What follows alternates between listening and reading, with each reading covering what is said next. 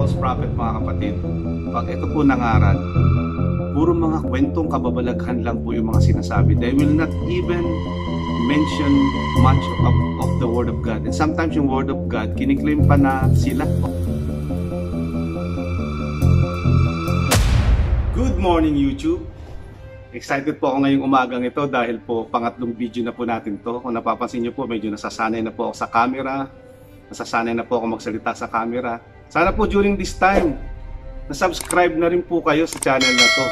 Like nyo po at i-share nyo po itong video na to para po marami pong tao ang maliwanagan in regards to this topic. Napaka-importante po nito dahil sabi nga sa Bible, even the elect will be deceived.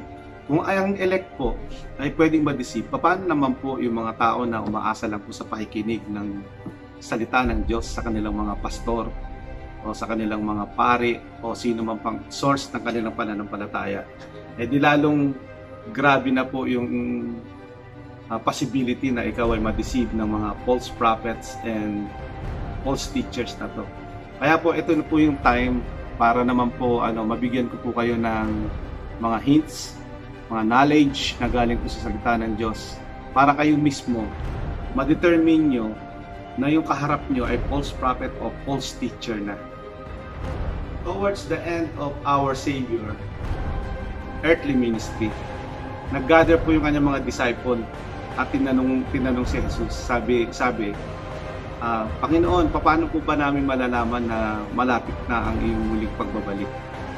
Mababasa po natin sa Matthew chapter 24 verse 4. Take heed that no man deceive you.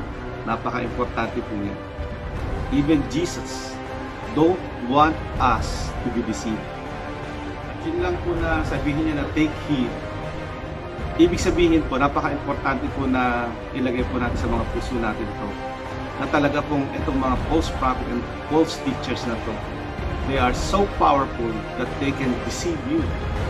And Jesus need to warn you or warn us not to be deceived. Kung babasahin po natin yung buong passage doon sa Matthew chapter 24 verse 3 to 8. Ang sabi po doon, for many shall come in my name saying, I am Christ, and shall deceive many. And you shall hear of wars and rumors of wars. And this shall be famines and pestilence and earthquakes in diverse places. All these are the beginning of sorrow. Ito po, sinabi niya po itong warning na to dahil ito po yung yung signs na papalapit na yung kanyang muling pagbabalik. Kaya naniniwala po ako malapit nang bumalik si Lord dahil kasi ito na po yung signs na mga sinabi niya sa atin na we need to take heed. Yung rumors of wars, brothers kills brothers, mga kapatid, at yung pagdating ng mga false prophet and false teachers. And ngayon po, ngayong generation na to, grabe po ang rampant na mga false prophets and false teachers. Kaya po para sa akin, timing po itong ginagawa kong to. You need to watch this and learn so that you will determine by yourself na yung kaharap nyo ay false prophet na o false teacher. Napakadali pong ma-deceive ng mga tao ngayon dahil prophecy rin po ito ni Paul sa sinulat niya po sa 2 Timothy chapter 4 verse 3-4. Sabi doon, for the time will come when they will not endure sound doctrine anymore, but after their own lust, they heap to themselves teachers having itching ears, and they shall turn away their ears from the truth, mga kapatid. During the time ng end times o papalapit na pagdating ng ating Panginoong Jesus, mga kapatid, ang mga tao ayaw na po ng marireview, ayaw na po ng mga message na masasakit na mayroong katotohanan. Maghahanap na po yung tenga nila ng gusto nila, yung kahit ano po ginagawa nila, masaya pa rin. Pupunta ka ng church, walang nagko-condemn sa'yo. Yan po ang mga sign, kaya po ang warning, and they will turn away from the truth. Alam niyo po, ang sa nakakapangamba tungkol dito sa mga false prophet and false teachers na to. Dati po kasi, iniisip ko yung mga false prophet and false teachers na yan, magsusulputan po yan, mga antichrist, magtatayo ng mga ibang simbahan na kakaiba. Pero, kung babasahin po natin yung salita ng Diyos at susuriin po natin mabuti, napakalinaw po na sinabi doon na hindi po natin kailangan tumingin kung saan-saan. Ang sabi kasi sa salita ng Diyos, those false prophets, false teachers will be among us. 2 Peter chapter 2 verse 1. Meaning mga kapatid, among us, mismong sa church natin, o sa ibang church, o kahit anong church, ay pwedeng magkaroon po o ma-raise up ang diablo ng mga false teachers and false prophets. At ang pinakabuhay na katotohanan, even tayong mga mangangaral, can fall upon it. Pwede po tayong magamit ng diablo to become a false prophet and false teachers. Dahil kung ang mga ito matatagpuan among us, in the church itself, ibig sabihin, there is some strategy of the devil na hindi po natin manonotice na tayo po ay false prophet and false teacher na. Lagi po natin tatandaan to, Satan is a counterfeit. Lahat po gagawin niya to have a counterfeit ng katotohanan. It looks legitimate but counterfeit. How you will know then if a Christian or a teacher or a preacher is a false prophet and a false teacher?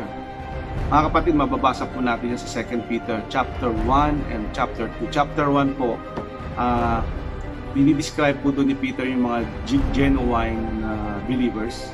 At sa chapter 2 naman, dinescribe niya po doon yung mga counterfeit believers. Hindi ko na po may explain sa inyo ng mahaba yung tungkol dyan. So I encourage you, basahin po natin 2 Peter chapter 1 and 2 Peter chapter 2. At i-combine po natin to at kayo po ang sumuri mismo. Bibigyan na po ako ng mga few tips sa pag binasa niyo po yung 1 Peter chapter 1 and chapter 2. Unang-una po, malalaman mo po ang mga false prophet and false teachers sa tanong na different source. Where did their message came from? Chapter 1 ng 2 Peter 4 verse 16, malinaw po yung nasusulat. We did not follow cleverly invented stories when we told you about the power and coming of our Lord Jesus Christ. Ang mga false prophet, mga kapatid, pag ito po nangaral, puro mga kwentong kababalaghan lang po yung mga sinasabi. They will not even mention much of the Word of God. And sometimes yung Word of God, kiniklaim pa na sila o kanila. Kung sinabi doon they will exploit you with stories they have made up. Stories they have made up. So kung ipaparalel nyo po mga kapatid, ang mga tunay na mga mangangaral, they will preach according to the Word of God. Ang mga false prophet, puro kwento po yan. Puro kwento lang. Mga makababalaghang kwento. Yung mga tipong, example, mga bato na napunta sa Pilipinas, kaya sa Pilipinas, nandoon ang tunay na simbahan. Kaya magpo-poll po yan sa pangalawang point po natin. They have different message. What is the substance of their message? 2 Peter chapter 1 verse 3, sabi po doon, we have everything we need for life and godliness in Him. Nakakahulugan po ang mga true teachers, ang central ng kanilang message is Jesus Christ Himself. Wala pong iba. Hindi po pangalan nila, hindi po pangalan ng church, hindi po pagpapaangat ng pangalan nila, kundi ang central na kanilang message is our Lord Jesus Christ Himself. Pangatlo pong signs na you are dealing with false prophets and false teachers, they are in different position. In what position their messages will lead you? Sabi po sa 2 Peter chapter 1 verse 4, escape the corruption in the world caused by evil desires. Tignan niyo po pag binasa niyo po yung sinabi ni Peter tungkol sa mga counterfeit believers. 2 Peter chapter 2 verse 19, they promise freedom while they themselves are slaves of depravity, for a man is a slave to whatever has mastered him. True believers is trying to escape corruption while the counterfeit mastered by corruption. Number 4 po, the signs that you are dealing with false prophet and false teachers. They have different character. What kind of people does their message produce? Basahin po natin yung description ni Peter sa mga true believers sa 1 Peter chapter 1 verse 5. Sabi po doon, the true believers pursue goodness, knowledge, self-control, perseverance, godliness, brother, kindness, and love. And if you are going to parallel it sa chapter 2 verse 10, they are marked by arrogance and slander. Sabi nga, they are expert in greed and their eyes are full of adultery. Sabi rin po doon sa chapter 2 verse 10, they also despise authority. Ito po ang general characteristic ng mga false prophets and false teachers, mga kapatid. Gutom na gutom po ito sa authority, mga kapatid. Alala niyo po ba yung itinuro ko regarding yung purpose kung bakit po na nagtuturo ang mga mangangaral? Kung bakit kailangan po natin mag-preach, magturo? There are two purposes, mga kapatid. Una, makukuha po natin yung context na yan sa Matthew chapter 28. Sabi po doon, go ye and make disciples to all nations, baptizing them in the name of the Father, and of the Son, and of the Holy Spirit. Teach them all things. Una, mga kapatid, tayo po ay magtuturo at mangangaral to evangelize para magkaroon ng kaliwanagan yung mga taong hindi pa nakikilala ang Panginoon. Pangalawa, the moment na tanggapin po nila si Kristo at sila po ay makapasok sa kahayaan, we need to teach them all things, which is discipleship.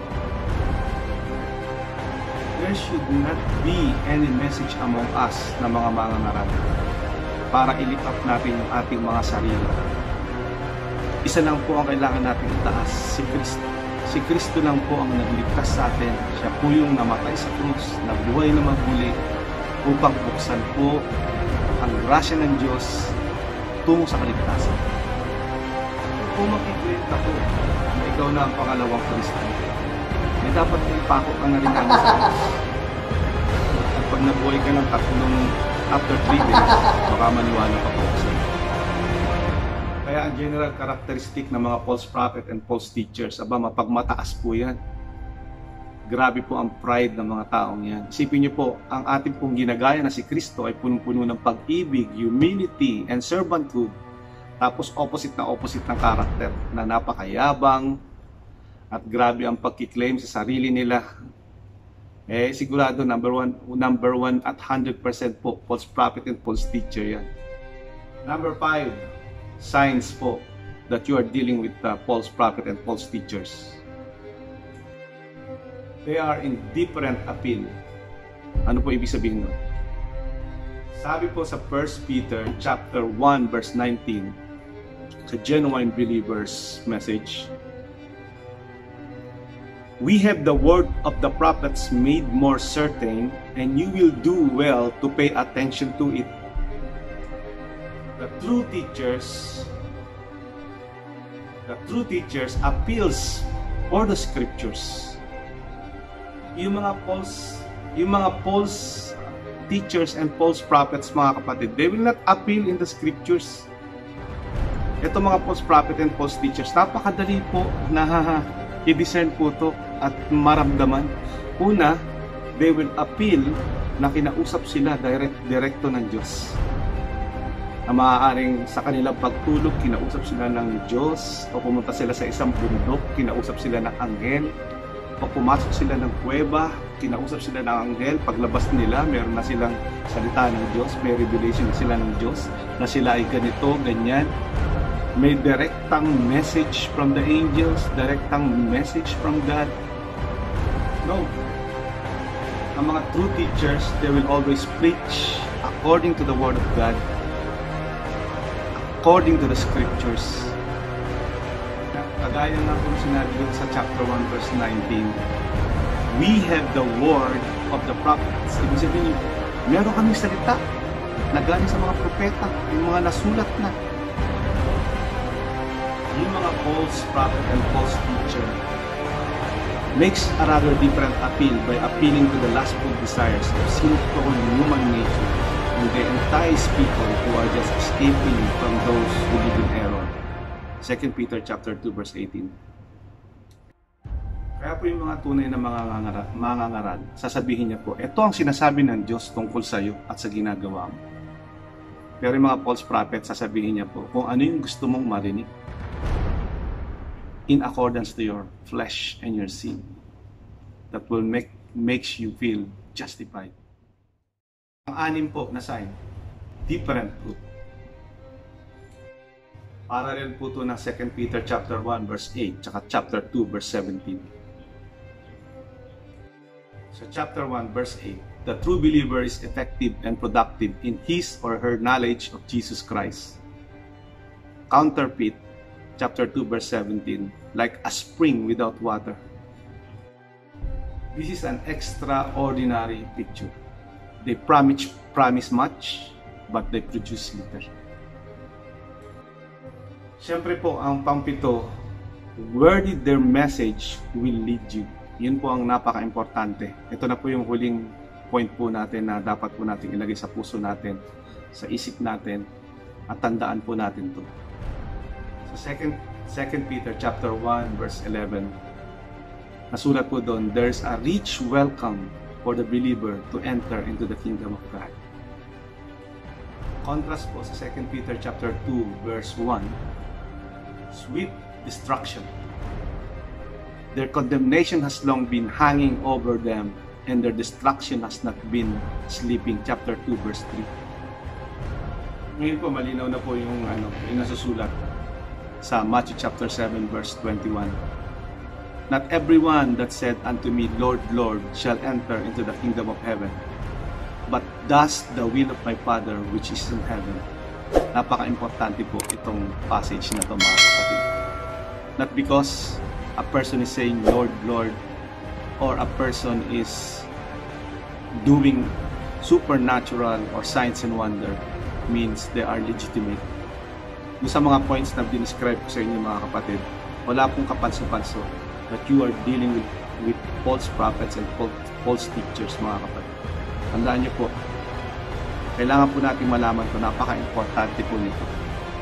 Let's move in another level of being elect. And do not allow ourselves na madaya, maloko, o ma-deceive. Salvation is very important. Be saved by the Word of God and by what Jesus done in the cross. Not by men, not by the doctrine of men. Pag-pray ko po kayo, na sana po makuha nyo. Let the Holy Spirit be upon you. Have a sharp discernment in this kind of spirit. God bless and shalom.